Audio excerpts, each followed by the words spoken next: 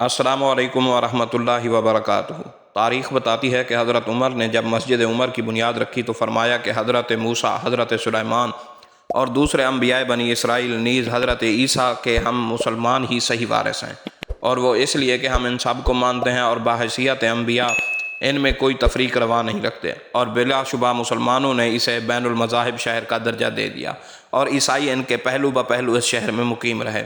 اس فتح عظیم کے بعد یہ شہر صدیوں تک مسلمانوں کی سلطنت کا حصہ بنا رہا، اس کے باوجود کہ القدس اپنی ولایت کا دارالحکومت کبھی نہیں رہا۔ مسجد اقصیٰ اور کعبۃ الصخرہ کی وجہ سے حجاز کے حرمین شریفین کے بعد مومنین صالحین کی نظر میں یہی سب سے مقدس بستی ہے، چنانچہ حضرت عبداللہ بن زبیر رضی اللہ تعالیٰ عنہ نے مدینہ میں خلافت قائم کر لی اور سارا حجاز ان کے حلقہ بیت میں داخل ہو گیا، تو اموی خلیفہ عبد الملک نے اس رشک کی بنا پر کہ عبداللہ بن زبیر کو حرمین شریفین کی تولیت حاصل ہو گئی ہے، اس لحاظ سے ان کی عزت و عظمت میں اضافہ ہوتا ہے، بیت المقدس میں حرم سوئم قبلہ اول پر توجہ دی اور مسجد اقصیٰ کو شایان شان طریق سے تعمیر کرنے کا فیصلہ کیا۔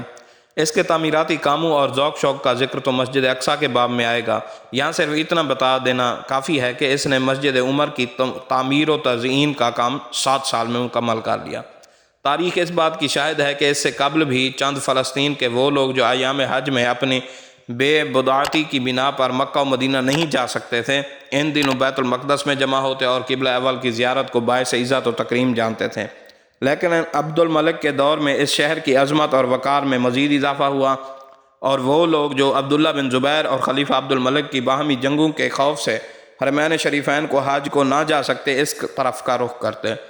گویا تاریخ نے ان برکات کا شمار نہیں کیا جو اس شہر پر نازل ہوتی رہیں، اور نہ ہی ان عظمتوں کو سمیٹا جو اسلامی دور میں اسے حاصل ہوئیں۔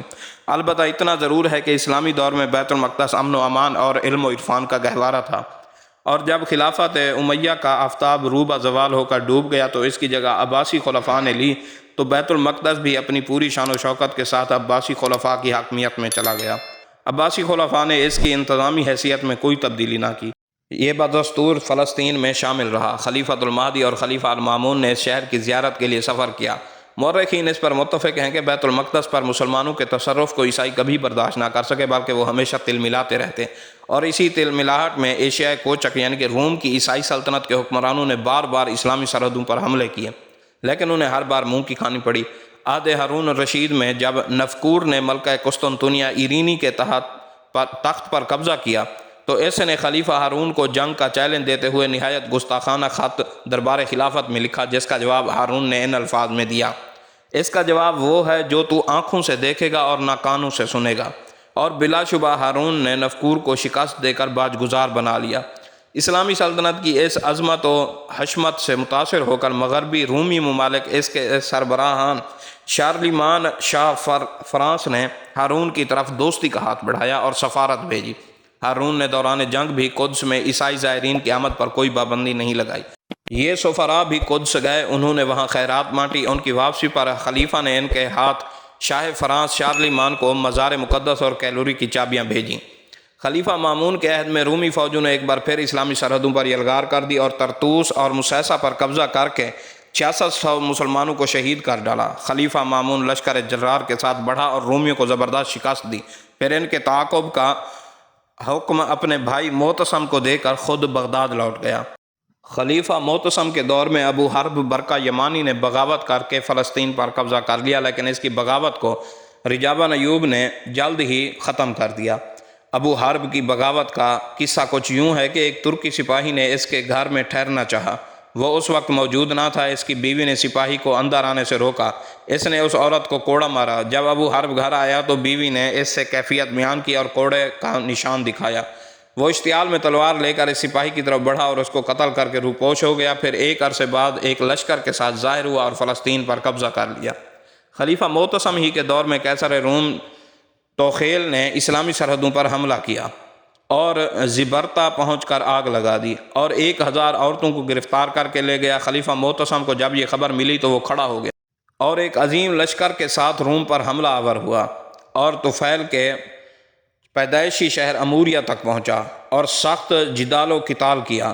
اس فتح کی خوشی میں معتصم نے واپسی پر سامرا میں جشن منایا رومی خلیفہ مستعصم کے بعد بھی اسلامی سرحدوں پر یلغار کرتے رہے، لیکن انہیں کبھی کوئی نمایاں کامیابی حاصل نہ ہو سکی۔ البتہ معتصم کے جانشین موفق کے ساتھ ہی سلطنت عباسیہ روبہ زوال ہو گئی۔ چنانچہ خلیفہ معتمد کے عہد میں ہر رات سے لے کر فارس تک، صفاریہ اور ماوراء النہر سے فارس تک بنی سامان خود مختار ہو گئے، اور مصر میں احمد بن طولون نے خود مختاری کا اعلان کر کے فلسطین کو بھی اپنے دائرہ حکومت میں شامل کر لیا، اور اس طرح بیت المقدس طولونیہ خاندان کی سلطنت کا حصہ بنا رہا۔ احمد بن طولون نے نہ صرف رومی حملوں کو روکا بلکہ ان کے ملک میں داخل ہو کر عیسائی شہروں کو تاخت و تاراج کیا۔ طولونیہ خاندان کو خلیفہ معتضد کے دور میں بڑا اقتدار حاصل ہوا۔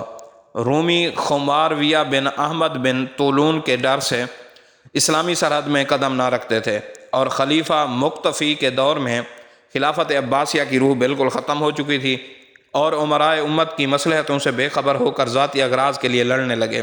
ادھر شیبان بن احمد بن طولون کی موت کے ساتھ دولت طولونیہ کمزور ہو گئی، اور اس کی جگہ دولت رخشدیہ نے لی، جس نے بیت المقدس کو اپنے دائرہ اختیار میں کر لیا۔ خلیفہ مقتدر کے عہد میں رومیوں نے اسلامی سرحدوں کے مسلمانوں پر ظلم و تشدد ڈھانے شروع کر دیے، لیکن خلیفہ کے غلام سمل نے انہیں پسپا کر دیا اور انگورا اور اموریا تک پہنچ کر ان کو مارا۔ الرازی کے بعد خلافت عثمانیہ کا رہا سا وقار بھی ختم ہو گیا، اور مصر کی رخشیدی عمارت کی جگہ فاطمیوں نے لے لی۔ خلیفہ مطیع کے عہد میں اسلامی سرحدوں پر رومیوں کے حملوں میں زبردست اضافہ ہوا، اور رومیوں نے اسلامی علاقوں کے اندر گھس گھس کر مسلمانوں کو تہہ تیغ کیا اور مسجدیں جلا ڈالیں، عیسائی مذہب قبول کرنے پر مجبور کیا۔ مسلمان وزراء اور امراء یہ سب اپنی آنکھوں سے دیکھتے، لیکن ان کا ضمیر مردہ اور غیرت ختم ہو چکی تھی۔ وہ ذاتی اغراض کے لیے باہم برسر پیکار تھے، دشمن کی مدافعت کی طرف کوئی توجہ نہ کرتا، بلکہ جب امام ابو بکر محمد بن اسماعیل بن کفال ازوری شافعی نے 20,000 مجاہدین کی جمعیت کے ساتھ رومیوں کا مقابلہ کرنا چاہا تو رکن الدولہ دہلوی نے از راہ عداوت انہیں آگے نہ بڑھنے دیا۔ اسی دوران فاطمی خلیفہ معز نے رخشدیہ حکمران کو شکست دے کر بیت المقدس پر قبضہ کر لیا۔ اس کے بعد ایک عرصہ تک بیت المقدس فاطمیوں کے قبضے میں رہا، لیکن 414 ہجری میں 3 عرب رؤساء نے فاطمیوں کو شام سے نکال باہر کیا، اور رام اللہ سے مصر تک حسان امیر اور بنی طے حکمران ہوئے، لیکن دوسرے سال ہی فاطمی پھر قابض ہو گئے۔ عرب امراء کے باہمی منافقت اور عیسائی حملہ آوروں کے ظلم و تشدد کے باوجود بیت المقدس عیسائی زائرین کے لیے کھلا رہا۔ چنانچہ 1035 عیسوی میں شاہ نارمنڈی فرانس میں کیمبرائے فرانس کے شاہ لیتھربرٹ میں جرمنی کے بشپوں نے قدس کا حج کیا، اور عیسائی ان مراعات اور حکمران طبقہ کی کمزوریوں سے ناجائز فائدہ اٹھاتے رہے، اور اسی دور میں آل سلجوق نے زور پکڑا اور رومیوں کی خون ریزی کا بدلہ چکانے کے لیے ملک شاہ سلجوقی نے پہلے تو بیت المقدس کے دفاعی استحکامات مضبوط کیے، اور یہ 467 ہجری بمطابق 1077 عیسوی کا واقعہ ہے۔ پھر انطاکیہ سے قسطنطنیہ تک رومیوں کو پسپا کرتا چلا گیا۔ ان کے ملک میں مختلف مقامات پر تقریباً 50 منبر قائم کیے۔ آخر قیصر روم نے 1000 دینار سالانہ جزیہ پر صلح کی۔ ان تمام فتوحات میں 2 ماہ سے زیادہ عرصہ نہیں لگا، بلکہ شاہ کے عہد میں ہی بیت المقدس کی شان و شوکت بحال ہو گئی۔ لیکن 1084 میں ترکمان سردار رائق بغاوت کر کے فلسطین پر قابض ہو گیا، اور بیت المقدس بھی ان کے زیر اقتدار آ گیا، مگر رائق کی بغاوت چند ہفتوں بعد دبا دی گئی۔ تاریخ اس بات کی گواہ ہے کہ عباسی امراء کے اس باہمی مناقشات نے بیت المقدس کی شہری اور تمدنی زندگی پر کوئی ناخوشگوار اثر نہیں ڈالا۔ استخری اور ابن حوقل 10ویں صدی عیسوی نے لکھا ہے کہ یہ جگہ سارے فلسطین میں سب سے زیادہ سرسبز ہے۔ مقدسی جیسا کہ نام سے ہی ظاہر ہے اس شہر کا باشندہ تھا۔ اس نے فاطمی خلیفہ العزیز کے عہد میں بیت المقدس کے حالات قلم بند کیے۔ وہ لکھتا ہے کہ بیت المقدس ایلیا اور البلاد کے نام سے بھی مشہور ہے۔ ولایات میں اس سے بڑا کوئی شہر نہیں، بلکہ واقع یہ ہے کہ بعض دارالملک بھی اس سے چھوٹے ہیں۔ یہاں گرمی یا سردی کی شدت نہیں، اور برف شاد و ناظر ہی گرتی ہے۔ قاضی حرمین شریفین کے فرزند قاضی ابو القاسم نے مجھ سے ایک مرتبہ بیت المقدس کی آب و ہوا کا حال دریافت کیا۔ میں نے جواب دیا وہ بین ہے، یعنی نہ گرم ہے نہ سرد۔ اس نے کہا کہ ھذا صفۃ الجنہ، بیت المقدس کی عمارتیں پتھر کی ہیں اور اتنی مضبوط عمارات کہیں دیکھنے میں نہیں آئیں، ایسی پاک اور عفیف لوگ بھی آپ کو کہیں نہیں ملیں گے جیسے بیت المقدس کے ہوتے ہیں۔ یہاں اجناس خوردنی بہت عمدہ ہوتی ہیں، منڈیاں پاک صاف رہتی ہیں، یہاں کی مسجد سب سے بڑی ہے اور اس سے زیادہ تعداد میں مقدس مقامات کہیں نہیں۔ انگور کی کثرت اور بیت المقدس کی مثل یہ کہیں نہیں ہوتا۔ بیت المقدس میں حاذق اطباء اور حکماء کا اجتماع ہے، اس لیے ہر شخص اس کی طرف کھنچتا ہے۔ سال کے کسی زمانے میں بھی اس کے کوچہ و بازار پردیسیوں سے خالی نہیں رہتے۔ اس کے سب شہر میں ممتاز بہتر ہونے کی یہی دلیل ہے کہ اس شہر میں دنیا و آخرت کی خوبیاں جمع ہیں۔ ابناء دنیا جو آخرت کے بھی مشتاق ہیں اس شہر میں اپنی اجناس کی منڈی پائیں گے، اور اس طرح ارباب آخرت جنہیں دنیا کی نعمت بھی مطلوب ہے وہ ان کو دونوں باتیں یہاں میسر آئیں گی۔ رہا اس مقدس شہر کا اللہ کی نعمتوں سے سب شہروں میں زیادہ بہراور ہونا، تو حق یہ ہے کہ اللہ جل شانہ نے اس شہر میں پست و بلند میدان و کوہستان غرض ہر طرح کی زمین کے اور بالکل متضاد قسم کے میوے جمع کر دیے ہیں، مثلا نارنگی اور بادام، کھجور اور جوز اور انجیر اور موز وغیرہ۔ اس کے علاوہ دودھ، شہد اور شکر کی یہاں افراط ہے، بہت زیادہ تعداد میں موجود ہیں۔ بیت المقدس میں کوئی خرابی نہیں، شراب عام طور پر نہیں پائی جاتی، نہ بد مستی نہ مدہوشی نظر آتی ہے۔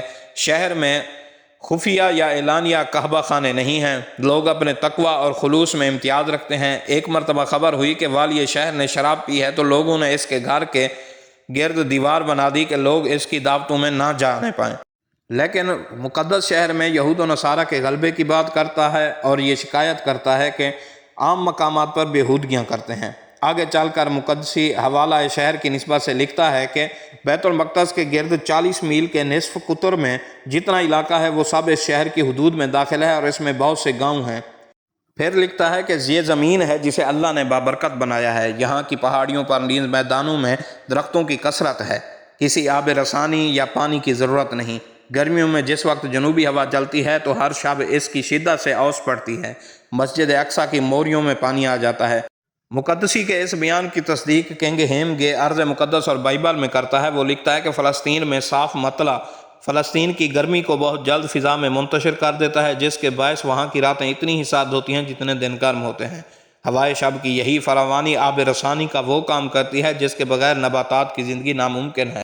ہواؤں کی تمام رطوبت ملک پر سے گزرتے وقت یہیں چھن جاتی ہے اور فضا کی برودت اسے قطرات آب کی شکل میں بدل دیتی ہے، جو کہ کوہر کا باران رحمت بن کر ہر سوکھے پتے تک نمی پہنچاتے ہیں۔ مقدسی کے بعد ایرانی سیاح ناصر خسرو کو بھی بیت المقدس میں وارد ہوا۔ وہ لکھتا ہے کہ شام اور نواحی ملک کے باشندے بیت المقدس کو القدس کہتے ہیں، اور اگر ان ولایات کے رہنے والے حج بیت اللہ کی استطاعت نہ رکھتے ہوں تو وہ انہی مقررہ ایام میں بیت المقدس آتے ہیں اور شعائر مذہبی بجا لاتے ہیں۔ اسی جگہ حج کے دن قربانی کرتے ہیں۔ چنانچہ بعض سنین میں ذی الحج کے پہلے عشرہ میں یہاں 20,000 تک اشخاص جمع ہو جاتے ہیں، کیونکہ ختنہ کی رسم ادا کرنے کے لیے وہ اپنے بچوں کو بھی ساتھ لاتے ہیں۔ نیز یونانیوں کے علاقے اور دوسرے ملکوں میں یہود و نصارہ بھی بڑی تعداد میں یروشلم میں آتے ہیں۔ ناصر خسرو مزید لکھتا ہے کہ بیت المقدس کے گرد کی اراضی اور مواضع پہاڑی ڈھلوانوں پر واقع ہیں اور زمین اچھی مزروعہ ہے۔ گیہوں، زیتون اور انجیر کی کاشت ہوتی ہے اور بہت قسم کے درخت پائے جاتے ہیں۔ آس پاس کے چشمے آب پاشی کرتے ہیں اور مگر اس سے بھی پیداوار زیادہ اور نرخ معتدل ہوتی ہے۔ اکثر ممتاز اشخاص کی زمینوں میں تعداد میں کثیر ہیں اور 50,000 من یعنی کہ 16.5 گیلن روغن زیتون نکال آتا ہے۔ لوگوں کا قول ہے کہ یروشلم میں کبھی قحط نہیں پڑتا۔ یروشلم بڑا شہر ہے اور میری سیاحت کے زمانے میں یہاں مردوں کا شمار 20,000 ہے۔ بعض یورپی مورخین کا بیان ہے کہ 986 عیسوی میں پوپ سلوسٹر بیت المقدس کی زیارت کو آیا۔ اس نے واپس جا کر شہر مقدس کے عیسائیوں پر ظلم و ستم کی فرضی داستانیں گھڑیں، جس کے نتیجے میں فرانس و اٹلی کے اسلحہ بند گروہ زیارت کے بہانے آتے اور سواحل شام اور مصر پر لوٹ مار کر کے چلے جاتے۔ اس کا نتیجہ یہ ہوا کہ ملک شام و مصر میں آباد عیسائیوں پر سختی کی جانے لگی۔ فاطمی خلفاء نے انہیں اپنے مذہب کی پیروی سے روک دیا اور ان کے گرجا چھین لیے، لیکن اس کے باوجود بھی فرانس و اٹلی کے اسلحہ بند گروہوں اور مقامی عیسائیوں کی شرارتوں میں کوئی کمی نہ ہوئی، تو 1008 عیسوی میں فاطمی خلیفہ الحاکم بامر اللہ کے حکم سے مرکز مسیحی کو کھود کر زمین کے برابر کر دیا گیا۔ اور دوسری زیارتیں بھی تباہ ہوئیں، تاکہ نہ رہے بانس، نہ بجے بانسری، نہ زیارتیں ہوں گے، اور نہ عیسائی ان کے بہانے ملک شام و مصر میں داخل ہو سکیں گے۔ یہی مورخین بیان کرتے ہیں کہ اس حادثہ کو 40 سال بیت گئے اور مصری خلفاء کو یقین دلایا گیا کہ اب عیسائی فساد نہ مچائیں گے، تو الحاکم کے پوتے المستنصر باللہ نے 1047 عیسوی میں مرکز مسیح دوبارہ تعمیر کروایا، جو پہلے سے زیادہ خوبصورت اور عظیم تھا۔ ان میں سے بعض کی نظر میں خلیفہ المستنصر باللہ نے یہ اقدام اس لیے کیا کہ قسطنطنیہ کے یونانی عیسائیوں بادشاہ اور المستنصر کے درمیان معاہدہ دوستانہ طے پایا، اور بعض یہ بھی لکھتے ہیں کہ خلیفہ کی ماں ماریہ خوش عقیدہ عیسائی تھی۔ وجہ خواہ کوئی ہو، اتنا واضح ہے کہ کلیسائے مقدس کو تباہ کرنے کا اقدام مصر کے شیعہ خلفاء نے انتہائی مجبوری اور غم و غصہ کے عالم میں کیا تھا، اور جب انہیں یقین دلایا گیا کہ اب عیسائی پرامن رہیں گے، انہوں نے نہ صرف عیسائیوں پر لگائی ہوئی پابندیاں ختم کر دیں، بلکہ عیسائیوں کے تمام مقدس مقامات سرکاری اخراجات پر بحال کیے، اور خود عیسائی مورخین معترف ہیں کہ اس کے بعد القدس آنے والے عیسائی زائرین کی تعداد میں زبردست اضافہ ہوا۔ تاریخ بتاتی ہے کہ بنو فاطمہ کمزور اور مضمحل ہو گئے، اور ترکان آل سلجوق پر قدرت مہربان ہوئی، تو 1031 میں سلجوقی سالار نصر خوارزمی نے بیت المقدس پر قبضہ کر کے فاطمی خلیفہ کی بجائے عباسی خلیفہ قائم بامر اللہ کا خطبہ پڑھایا۔ لیکن جیسا کہ پیچھے بیان کیا گیا ہے، یہ دور انتشار اور بد امنی کا دور تھا۔ عیسائی بار بار حملے کرتے اور پسپا ہو جاتے، اور ان کے یہ حملے دراصل بیت المقدس پر قبضہ کرنے کی خواہش کا نتیجہ تھے۔